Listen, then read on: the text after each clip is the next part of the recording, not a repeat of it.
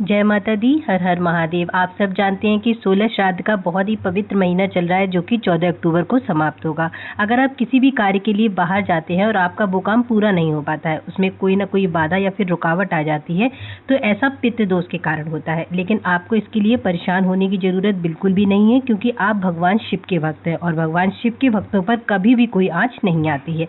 तो आपको भगवान शिव पर विश्वास करके सिर्फ और सिर्फ काली मिर्च और सरसों से छोटा सा उपाय करना होगा।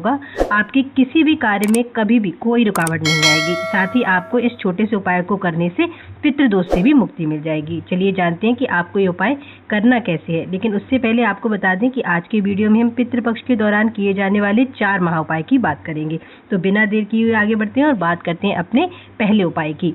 इस उपाय को करने के लिए आपको लेनी है 1 काली मिर्च और लेनी है थोड़ी सी सरसों। अगर आपके पास पीली सरसों हो तो पीली सरसों ले लेना, अगर काली सरसों हो तो काली ले लेना। जब भी आप पितृपक्ष के दौरान किसी भी इम्पोर्टेंट काम के लिए बाहर जाएं, एग्जाम के लिए जाएं, शादी रिश्ते की बात करने के लिए जाएं, किसी कॉन्ट्रैक्ट के लिए जाएं, किसी भी इम्पोर्टेंट काम के लिए जाएं, तो उससे पहले आपको थोड़ी सी सरसों और ये 1 काली मिर्च लेनी है और अपने घर के बाहर फेंक देनी है, कुंदकेश्वर महादेव का स्मरण करते हुए। इसके बाद आपको अपने घर से उस काम के लिए चले जाना है। ध्यान रखना, घर से निकलने के बाद आपको फिर पीछे मुड़कर नहीं देखना है। इस उपाय को करने से आपके पितृदेव बहुत प्रसन्न होते हैं और फिर आपके किसी भी काम में रुकावट नहीं आने देते हैं। तो पितृपक्ष के दौरान आप इस काम को जरूर करिएगा। चलिए आगे बढ़ते हैं, बात करते हैं अपने दूसरे उपाय की। लेकिन उससे पहले जो लोग इस चैनल पर पहली बार आए और मेरी आवाज को पहली बार सुन रहे हैं, वीडियो को लाइक जरूर करिएगा, चैनल को सब्सक्राइब करिएगा और कमेंट में श्री शिवाय नमस्तुभ्यम जरूर लिखिएगा। चलिए आगे बढ़ते हैं, बात करते हैं अपने दूसरे उपाय की। इस उपाय को करने के लिए आपको लेनी है थोड़ी सी जावित्री,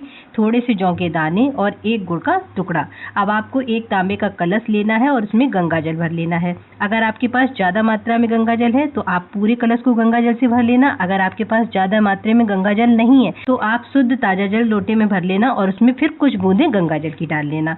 फिर आपने जो जावित्री, जौ के दाने और गुड़ का टुकड़ा लिया है उसको आपको इसी जल में डाल देना है। अब आपको इस जल के कलश को लेकर जाना है गौ माता के पास और इस कलश के पूरे जल को और जल में जो भी सामग्री आपने डाली थी उसको पितरों के देवता अरमा का स्मरण करते हुए गौ माता को पूरा का पूरा खिला देना है। इस उपाय को करने से आपके घर में जो भी नेगेटिव एनर्जी होगी वो दूर होगी। घर में कभी भी धन संपदा की कमी नहीं होगी। अगर आपके ऊपर कर्ज बहुत ज्यादा है तो वो कर्ज भी खत्म हो जाएगा। साथ ही पितृदोष से भी आपको मुक्ति मिल जाएगी। तो इस उपाय को आप 16 श्राद्ध में किसी भी एक दिन जरूर करना।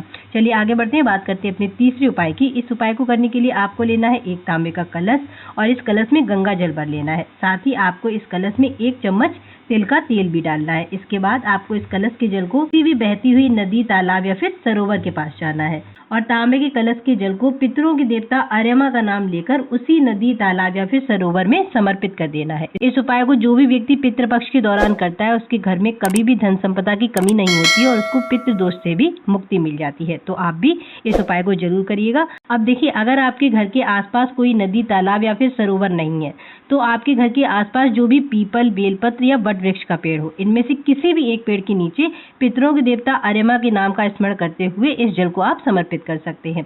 चलिए आगे बढ़ते हैं, बात करते हैं अपने चौथे उपाय की। इस उपाय को करने के लिए आपको कुछ नहीं करना है। आप गौ माता को अपने घर में बनने वाली पहली रोटी तो खिलाते ही होंगे, तो आपको वो रोटी तो खिलानी ही है, साथ में गौ माता को जल भी पिलाना है। इससे आपके पितृदेव तृप्त होते हैं। देखिए, मैंने आपको पहले भी बताया था कि पितरों के खुश होने में और पितरों के तृप्त होने में बहुत अंतर होता है। अगर आपके पितृदेव पितृपक्ष के दौरान आपसे खुश हो जाते हैं तो इसका मतलब ये होता है कि वो साल भर आपको परेशान नहीं करेंगे, यानी आप पर प्रसन्न रहेंगे। लेकिन अगर एक बार आपके पितृदेव आपसे तृप्त हो जाते हैं तो फिर वो आपको जीवन भर कभी भी परेशान नहीं करते हैं। तो कोशिश करिए अपने पितरों को तृप्त करने की। आज के वीडियो में इतना ही। अगर आपको वीडियो में बताए गए उपाय अच्छे लगे हो तो चैनल को सब्सक्राइब जरूर करिएगा, वीडियो को लाइक करिएगा, कमेंट में श्री शिवाय नमस्तुभ्यम जरूर लिखिएगा। हर हर महादेव।